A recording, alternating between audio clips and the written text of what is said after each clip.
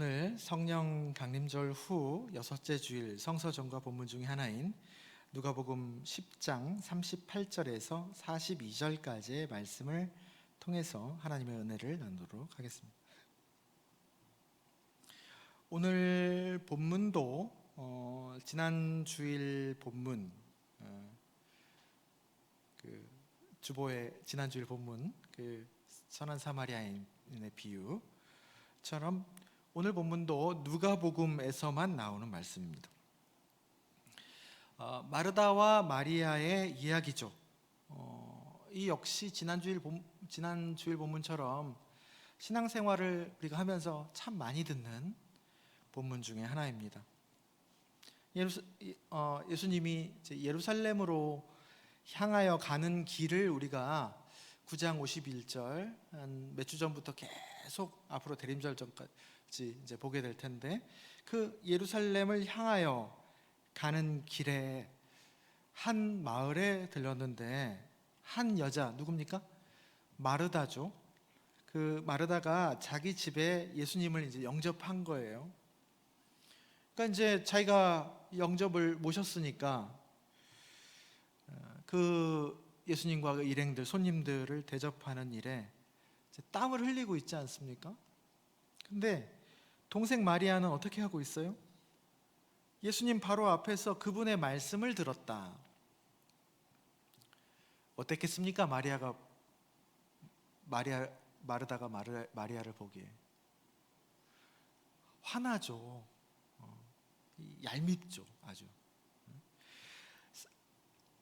이게 한두 명입니까? 예수님과 12제자들, 또 누가복음에서는 70인 제자라고 하는데, 상황이 어떻게 돌아가는지 이제 뻔히 아는데도 불구하고 밖에서 나는 이게 땀 흘리면서 호딱거리고 있는데, 지는 방에서 요즘 같으면 에어컨 쐬면서 말씀 듣고 있어. 누군 그거 안 하고 싶나? 그래서 예수님에게 내 동생이 저러고 있으면서 나 혼자 일하게 생긴 상황에 대해서 주님 한마디 하셔야 되는 거 아니겠냐고, 당장 호통을 쳐서라도 너도 가서 빨리 언니를 도우라고 해야 하는 거 아니겠냐고, 그렇게 이제 얘기를 합니다. 그런데 그에 대해서 예수님은 그런 이제 속상한 마르다에게 오히려 핀잔을 주시듯 얘기하시죠. 네가 많은 일로 염려하고 근심하고 있다. 내가 나조차고 한 겁니까 그게? 다 대접하고 먹이려고 그러는 거지? 몇 가지만 하든지 혹은 한 가지만이라도 족하니라. 마리아는 이 좋은 편을 택하였으니 빼앗기지 아니하리라 라고 말씀을 맺습니다. 그 얘기를 듣고 마르다는 무슨 말인지 이해는 못하겠지만 하여간 내 마음을 예수님이 몰라주는구나 라고 분명 생각했을 겁니다. 저 같아도 괜히 그냥 말끝내가지고 본전도 못 찾고, 마르다는 마음이 있는 대로 상하지 않았을까 싶습니다. 이 말씀을 그동안 마르다의 상황과 이런 마음이 100번 이해되지만, 그래도 신앙생활 하면서 우리가 교회에서든 뭐 밖에서든 일하는 것보다 예배 드리는 게 더 우선이고, 또 실천보다는 믿음이고, 주방보다는 성가되고, 주님이 그렇게 예배 드리고 말씀 듣고 기도하고 하는 것을 다른 무엇보다도 기뻐하신다의 근거 구절로 이 말씀을 많이 받아들여온 게 사실입니다. 근데 과연 이 말씀이 그런 메시지일까? 오늘은 이번 주 성서정과가 던지는 그 전체의 메시지를 중심으로 이 본문을 다시 한번 바라보겠습니다. 오늘 구약 병행 본문 아모스 8장 1절에서 12절의 말씀입니다. 아모스가 활동하던 시기가 주전 8세기의 상황이에요. 주전 8세기 상황 아주 중요합니다. 구약 성경을 읽을 때, 특히 예언서를 읽을 때. 그때가 언제냐면 얘기하자면 복잡한데 한마디로 하나님이 매우 속상하셨던 때예요. 이스라엘 백성들 때문에. 그래서 예언서의 많은 책이 주전 8세기에 쓰여집니다. 초심을 잃어버리고 껍데기만 남은 이스라엘 백성들에게 던지는 예언자들을 통한 하나님의 메시지이죠. 그 이스라엘 백성들 우리 처음을 알지 않습니까? 얼마나 절절했습니까? 하나님이 주신 그 율법을 행할 때는 그 안에 담겨있는 정신까지 온전히 담아서 행했죠. 그러다가 어느새 행하기는 행하는데 그 정신과 본질은 어느새 그냥 스르르 새버리고 사라지고 문자와 껍데기만 어느새 남았죠. 모든 법이 그러하듯이 하나님이 주신 율법은 사람의 존엄함, 그리고 서로 더불어 잘 사는 것, 그러기 위해서는 뭐가 제일 최소한으로 담보되어야 됩니까? 가장 약한 이들, 가장 나중에 온 이들. 우리도 그렇게 될 수 있거든요. 한번 삐끗하면 밑바닥을 칠 수 있거든요. 안전장치죠. 그런 이들도 기본적인 존엄을 잃지 않고 살아가는 것, 그것이 세상에 대한 최소한의 지침으로 하나님이 이스라엘 백성에게 율법으로 주신 겁니다. 사람다워지려면 최소한의 지침을 지키고 살아라. 그 정신이 들어있는 거죠, 그 율법 안에. 그런데 성경에서 한 축인 이 드라마를 펼쳐가는데 한 축인 뭐죠? 어두움이죠. 우리의 죄와 욕망이라는 것이 뭡니까? 나만 귀하다는 거예요. 나만 존엄하고 서로 잘 사는 것보다 뭐가 더 좋은 거예요? 자기만 더 잘 살고 약한 이들, 뒤처지는 이들 어떻게 봅니까? 아이고 나만 더 잘 사는데 잘 됐다. 뒤처지면 좋은 거지. 그렇게 밀어내고 배제해서 자기가 더 많이 강해지고 소유하면 소유할수록 좋다고 생각하는 그것이 바로 성경에서 말하고 있는 죄와 욕망입니다. 하나님과 반대로 가는 것이죠. 그래서 시간이 흘러가지고요, 율법과 이 죄와 욕망이 화학작용을 일으킨 거예요. 어떻게 화학작용이 일어납니까? 율법은 껍데기만 남아서 열심히 뭔가 지키기는 해요.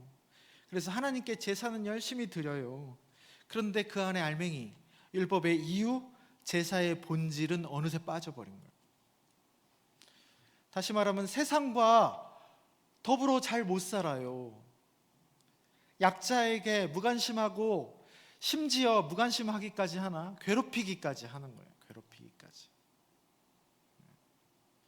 부자는 더욱더 부자가 되고 가난한 사람은 더욱더 가난해지는 것을 그냥 방치하고 그렇게 부자가 된 것을 오히려 하나님의 복이라고 생각하고 그 부를 다시 하나님께 제사로 드리면서 하나님께 뭔가를 했다고 생각하는 거예요. 하나님 이거 좋아하시겠지라고 생각을 합니다. 그게 주전 8세기의 상황이에요. 그에 대한 하나님의 일갈이 아모스서와 같은 많은 예언서의 메시지입니다. 사실 예언서의 메시지는 단순해요. 이거에 대해서 니들 지금 나를 좀 얕보는 거지, 나를 만만하게 보는 거지 라는 하나님이 무시당했다는 것에 대한 이스라엘 백성들에 대한 경고입니다. 오늘 구약 병행 본문도 여름 과일 한 광주리 같이 뭔가 풍성은 하는데 그것이 그 풍성한 게 너희들 재앙이 될 것이다. 끝이 될 거고 슬픔의 노래가 오히려 될 것이다 말씀하십니다. 가난한 자들, 힘없는 자를 망하게 하고 거짓으로 속여서 더 큰 이득으로 재산을 불리는데, 그렇게 하면서 모든 절기와 노래, 예배와 찬양을 하고 있는 그 것들, 그 너희들이 생각하기에 거룩한 것들을 내가 애곡과 죽음으로 변하게 하겠다라고 아모스를 통해서 경고하고 있습니다. 하나님이 단단히 화가 나신 거죠. 말라기서에서는 너희들이 드리는 제사, 너희들이 드리는 예배는 내가 똥으로 여기겠다, 똥이라는 표현을 쓰십니다. 그리고 너희들 진짜 기근, 진짜 굶주림을 알려줄까? 양식과 물이 없어서 배고프고 갈증을 느끼는 것도 굶주림이고 갈증이고 기근이지. 그런데 진짜 배고픔, 갈증은 여호와의 말씀을 듣지 못한 기갈이 이를 것이다. 너희들이 소중히 여기지 않았던 그 말씀이라는 선물, 그 알맹이와 본질, 그거는 아무리 노력해도 이 바다에서 저 바다까지, 북쪽에서 동쪽까지 비틀거리며 여호와의 참 말씀을 구하려고 돌아다녀도 얻지 못할 것이다. 그게 없으면 사람이 삐쩍삐쩍 말라 죽는다는 거죠. 너희들 그 기갈이, 그 갈증과 굶주림이 가장 고통스러운 굶주림, 기근이다 라고 얘기를 합니다. 오늘 서신서 병행 본문은 골로새서 1장 15절에서 28절이죠. 그 당시 골로새 교회는 처음 사도 바울에게 복음을 들었을 때와는 달리 어느 정도 이제 신앙 경력이 생긴 거예요. 연륜이 생겼어요. 짬밥이 생겼단 말이죠. 그러면서 야, 이게 전부야? 다른 뭔가 다음 단계가 없는 거야? 라는 마음이 살짝 들어오기 시작하죠. 아니, 신앙이 성숙하면 뭔가를 해야 되는 거 아니야? 뭐 저렇게 처음 신앙 생활하는 거 사람하고 좀 다른 고급진. 그때 그 갈라진 마음에 거짓 교사들이 파고 들어왔죠. 야, 있긴 있어. 그게 뭐냐? 유대인들이 지키는 율법 있지. 그 사람들이 유대인들이 아니었거든요. 근데 유대인 교사들이 찾아온 거예요. 율법을 지키는 사람들이. 유대인들이 지키는 율법 있어. 좀 복잡한데 열심히 하면 지킬 수 있어. 그거 열심히 지켜야 뭔가 하나님께 하고 또 신앙도 성숙하게 되고 남들보다 더 거룩해지는 거야 라고 가르침을 받죠. 그럴듯합니다. 그 소식을 사도 바울이 감옥에서 듣게 되죠. 사도 바울이 보기에는 그게요, 열심히는 하는데 신앙의 퇴보거든요. 뒤로 돌아가는 거예요. 율법에서 자유한 더 넓고 깊어진 진실하고 자유한 복음을 사도 바울이 목숨을 걸면서 던져줬는데, 아니 그 이전 단계인 율법의 행위로 다시 돌아가려고 그래. 퇴행이죠.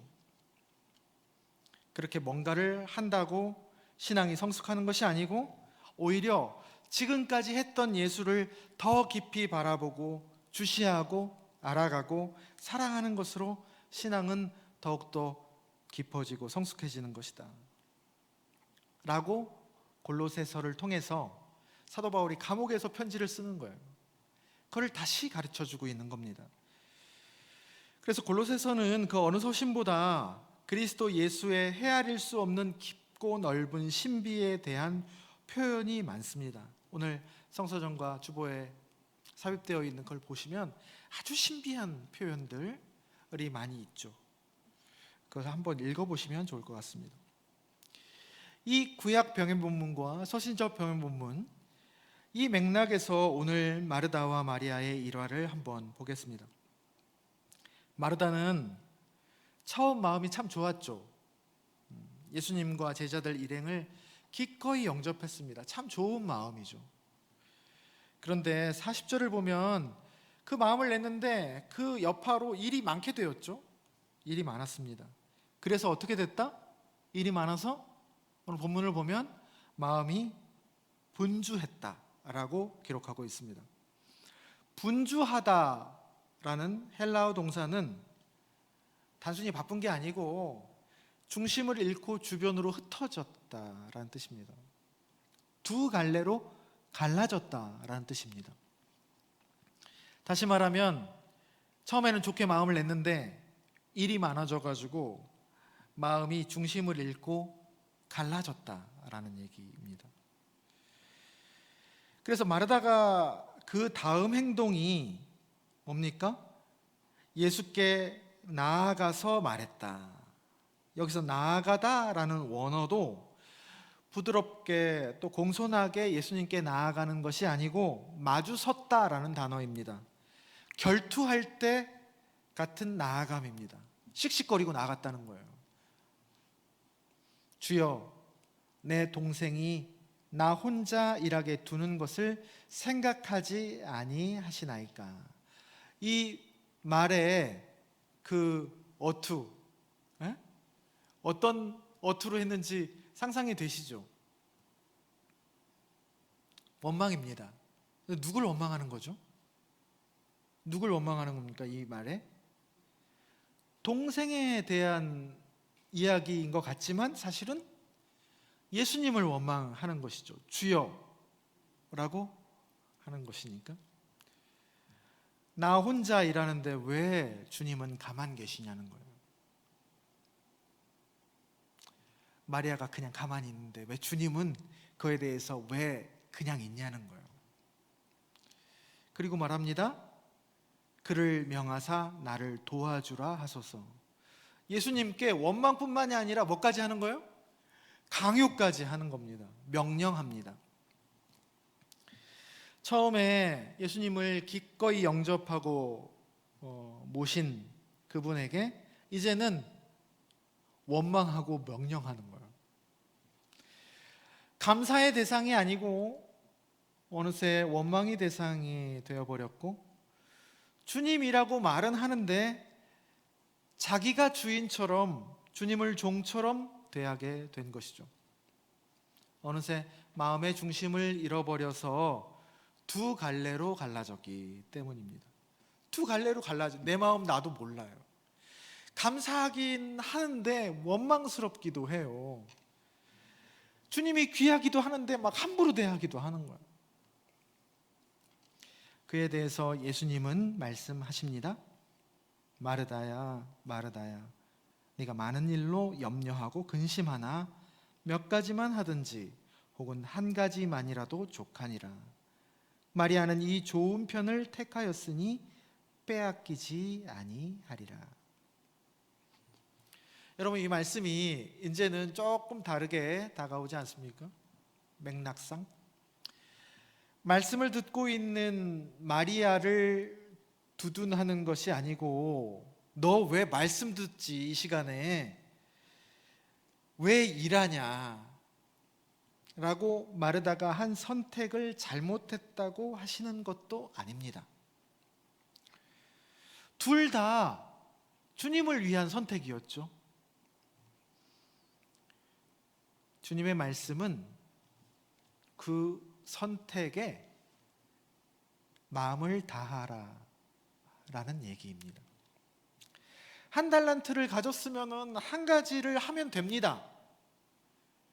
그리고 몇 달란트를 가졌으면 그거는 주어지는 은사거든요. 달란트는 하늘의 선물입니다. 태어날 때 가지고 태어나는 거예요. 몇 달란트 가졌으면은 그것 가지고 몇 가지 일을 하면 되는 것입니다. 근데 그게 중요한 게 아니라는 거예요. 한 가지 하냐 몇 가지 하냐가 중요한 게 아니고, 마음이 갈라지지 않고 초심과 본질을 잃지 않고 그 자리에서 그 일에 마음을 다하면 그것으로 충분한 것이다. 신명기 6장에 하나님을 어떻게 사랑하라고 되어 있죠? 사랑법을 알려주고 있습니다. 신명기 6장, 이스라엘아 들으라. 너희 하나님 어떻게 사랑하라? 마음과 목숨과 뜻과 힘을 다하여 사랑하라. 여러분, 이건 하나님뿐만이 아니라 모든 것을 사랑하는 법입니다. 사랑은요, 이렇게 나머지는 흑백이고 칼라로 보이는 거예요. 돋보기에 태양열은 퍼져 있는데 돋보기로 비치면 집중되잖아요. 그렇게 중심을 잡으라라는 얘기이죠. 다하라라는 얘기입니다. 지난 주일 본문이 선한 사마리아인의 비유였죠. 그 비유가 나오게 된 발단이 뭡니까? 어떤 율법교사가 예수님께 나와서 질문 하나를 하죠. 그게 무슨 질문이었습니까? 선생님, 무엇을 하여야 영생을 얻습니까? 라는 질문에 그 율법교사가 스스로 하나님 사랑과 이웃 사랑을 말하잖아요. 그리고 예수님은 그래, 맞다, 그대로 하거라 그러십니다. 그런데 그 이후에 그 율법교사가 질문 하나를 더 하죠. 그러면 내 이웃이 누구입니까? 라는 율법교사의 질문에 선한 사마리아인의 비유를 얘기해주고 결론은 뭡니까? 강도 만난 자의 이웃이 되어주거라.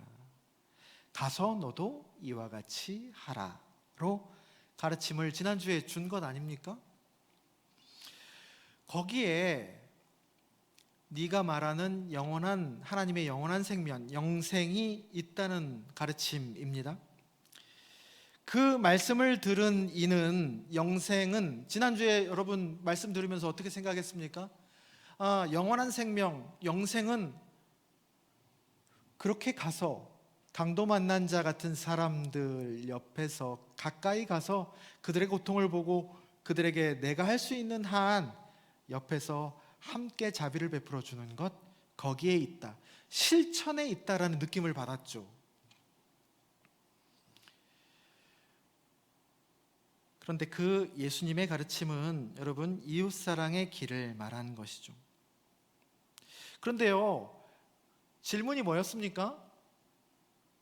하나님 사랑과 이웃 사랑 두 가지 축이 있었잖아요. 그 중에 이웃 사랑의 길을 말씀하신 거예요. 그 이야기로 하나님 사랑은 아직 말씀하지 않으신 겁니다. 그래서 이 지난주 본문에 이어서 오늘 본문인데 성경의 구성이 율법교사의 그 질문에 예수님은 이웃 사랑은 하나의 이야기, 비유로 하나님 사랑의 길은 실제 일화를 통해서 가르침을 주고 있는 것이라고 성서학자들은 보기도 합니다. 실제로 마르다는 그 상황에서 사람들의 필요를 열심히 채워준 그 전 비유로 따지면 누구에 해당합니까? 마르다는, 오늘 본문의 마르다는 선한 사마리아인 같은 존재이죠. 오늘 그걸 한 거예요.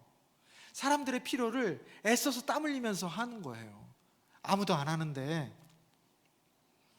그런데요, 그 일에 치우치다 보니까 나중에 일과 행위만 남고 왜 이 일을 시작했는지를 잃어버린 겁니다.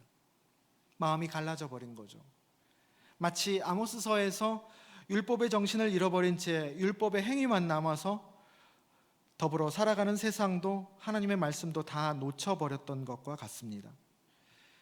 그리고 처음에 주님을 바라보았던 그 시선을 잃어버리고 그럼 우리가 더 뭘 해야 돼? 라는 생각으로 주님에게서부터 다른 곳에 시선을 빼앗겨서 오히려 퇴행을 했던 골로새 교회와도 마르다는 비슷하죠. 그때 구약과 신약에서 계시된 하나님의 메시지, 그 가르침은 뭡니까? 말씀, 그 메시지, 파고 들어가도 계속 풍성하게 있는 그 주님의 신비에 그럴수록 눈을 떼지 말고 그 중심을 잃지 말고 머물러 있는 것, 그것이 신앙생활에서 가장 중요한 것이다 라는 것입니다. 어떤 상황에 있느냐, 또 내가 많이 하느냐 적게 하느냐, 또 잘 되느냐 마느냐, 뭘 하냐 마냐보다 더 중요한 것이 너희가 먹든지 마시든지 무엇을 하든지 하나님의 영광 안에 머무는 것, 그를 위해서 뭔가를 해도 하는 것이 가장 본질적인 것이다 라는 것입니다. 종교적인 거룩에 빠져서 당장 사람이 죽어가는데도 뭔가를 행하지 않는 제사장 레위인, 꼭 누구와 같습니까? 지난 선한 사마리아 사람의 비유에서 그 제사장 레위인, 그 사람들이 종교적인 거룩을 지키기 위해서 그랬던 거거든요. 꼭 누구를 닮았습니까? 오늘 본문에서 마리아를 닮았죠. 하나님을 더 소중하게 여긴 거예요. 그런데 그들도 치우친 거죠. 중심을 잃은 겁니다. 본질과 정신을 놓친 것이죠. 고르반이라고 있거든요. 예수님도 가끔 비유하지만 하나님께 내가 한다고 하면서도 마땅히 내 이웃에게, 내 사랑하는 사람에게 하는 것을 게으르게 하고 포기하고 무관심하면서 나는 이거 대신에 하나님께 해 라고 하는 합리화, 그것을 고르반이라고 예수님께서 지적한 거예요. 마리아처럼 이렇게 올곧게 하는 것 같으나 중심을 잃어버린 거죠. 그런 이들에게 선한 사마리아 사람처럼 그렇게 거기 가서 돕는 것, 그것에 영생의 길이 있다 라고 얘기하는 것이죠. 너희들이 혐오하는 그 사마리아인이 하는 일을 너도 가서 하는 것이 마음의 균형과 중심을 되찾는 것이다 라고 가르침을 지난주에 준 겁니다. 그런데 그렇게 또 일을 하다가 그 현장에 가서 일을 했어요. 일을 하다가 더 많은 일에 치우쳐서 다시 균형을 잃은 마르다 같은 이들에게 주님께서는 워워 그러는 거예요. 주님 앞에 더욱더 머물면서 그 중심을 되찾는 것은 잃지 말거라 라는 각성의 말씀을 주신 겁니다. 결국 풍랑 속에서도 중요한 것은 마음을 잃어버리고 막 노를 열심히 젓는 것이 아니라 유령이라고 착각했었던 그 안에 계시는 주님을 뚫어지게 보고 그를 알아보고 기쁘게 영접하는 것이 풍랑 속에서 할 일이거든요. 요한복음 6장에 보면 오늘 시편 병행 본문에서처럼 다윗이 나오죠. 다윗이 억울하게 누군가의 배신을 당해서 자기가 죽게 될 상황 앞에서도 하나님에게 둔 시선을 더 굳게 해서 사람들은 보통 표면에 흘러가는 일을 보죠. 그것으로 해석을 합니다. 그런데 다윗은 그 안에 뿌리를 뒀기 때문에, 중심을 잃지 않았기 때문에 그 곧 죽어가게 생긴 억울한 상황에서도 그 이면에 흐르는 깊은 흐름을 볼 수 있는 것, 그래서 다른 고백을 합니다. 그것이 바로 신앙인의 진정한 자세이고 그것이 신앙의 힘이다 라는 것을 말씀해 주고 있습니다. 여러분, 뭘 누가 하고 뭘 열심히 더 하느냐가 중요하지 않습니다. 전부 다 하다가 힘에 부치면 사도행전 6장처럼 사도들이 그동안 뭔가 다 했거든요. 힘에 부쳤어요. 그래서 마음이 갈라지게 생겼어요. 싸움도 일어나고. 그때 어떻게 합니까? 사도행전 6장에서 이 일은 이제 당신들이 하쇼. 우리는 기도와 말씀에 전념할 겁니다. 이제부터는. 그렇게 교통정리를 하면 되는 것이죠. 중요한 게 아닙니다. 성경은 그것을 상황에 따라서 아주 담백하게 얘기합니다. 그게 중요한 게 아니라는 거예요. 어디에 내 마음의 중심이 터잡고 있느냐가 중요한 거예요. 사랑하는 낮은동산교회 성도 여러분, 우리는요 살다 보면 자주 왔다 갔다 합니다. 중심을 잡았다가 빼앗겼다가 또 평온하다가 또 요동치다가 합니다.